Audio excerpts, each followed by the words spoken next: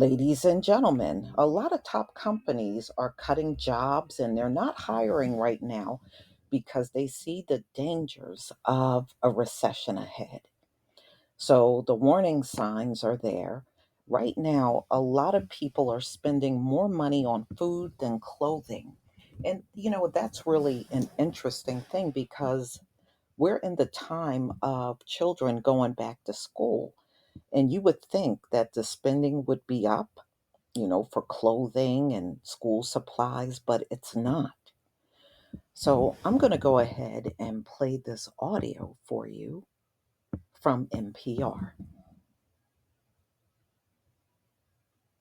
At first glance, American companies seem to be doing all right in the face of inflation and rising interest rates. But underneath the surface, there are warning signs, and the country's top executives are getting nervous about what's to come.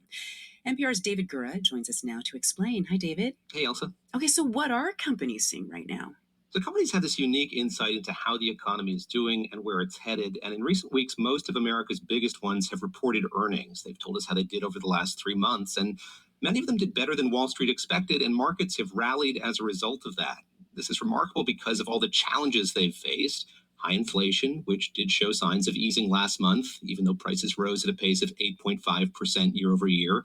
Federal Reserve has been hiking interest rates aggressively. Then on top of that, there are all these other headwinds, including the fallout from the war in Ukraine, supply chain issues. So companies have done pretty well despite all of that, but executives are coming across on calls with analysts as very cautious. Sundar Pichai, the CEO of Alphabet, which is Google's parent company, says he sees a moment like this as clarifying. It's a chance to digest and make sure we are working on the right things as a company. Now, while Alphabet and other companies digest what's happening, many businesses are already taking action, Elsa, as they brace for an economic downturn. Action. Okay, so what steps are they taking? Well, first and foremost, they're cutting advertising. That's a bellwether because companies usually target their marketing budgets before they cut anything else. And the pullback that we're seeing is hitting media companies pretty hard. The New York Times company saw digital ad revenue decline. BuzzFeed warned recession fears will put pressure on its advertising business. This is also hurting social media companies like Meta, Facebook's parent company, which relies on ads to make money. Its revenue fell for the first time ever. On Snap's earning call, its chief financial officer, Derek Anderson, said the economic uncertainty is crippling. We're seeing these various headwinds put pressure on the earnings of a wide variety of companies, and this is directly impacting the demand for advertising. Well, beyond ads, are companies like going as far as announcing layoffs now? Well, the latest jobs data have shown the labor market is still strong, but what's potentially worrisome here is some companies are cutting staff, especially in the tech sector. The e-commerce giant Shopify just laid off 10% of its workforce. Robinhood, the maker of a stock trading app that became really popular at the beginning of the pandemic, it's cut about 30%. Other companies we've talked about, Alphabet, Meta, they're hiring fewer new workers. And Mary Barra, the CEO of GM, said the car maker is cutting spending and limiting hiring right now with an eye to the future. We have modeled several downturn scenarios, and we are prepared to take more deliberate action when and if necessary. And we're seeing some companies, including Bed Bath & Beyond, take a harder look at their expenses. But David, what about consumers here? I mean, like the people giving their money to these businesses. What are companies even saying about how their customers are holding up? Well, so far, people have continued to spend, although they are making adjustments as prices go up. Higher gasoline prices have been hard on households. They've come down a bit. The nationwide average price for a gallon of regular gas is now back below $4, more than $1 less than the record high in June. A couple of weeks ago, Walmart, of course, one of the world's largest retailers, sent a letter to its shareholders. And in that letter, it said its customers are spending more money on food. And we just learned that in July, food prices were up more than 13% from a year ago. Yeah. Because Walmart's customers are spending more money on food, they're spending less money on other stuff Walmart sells, especially clothing.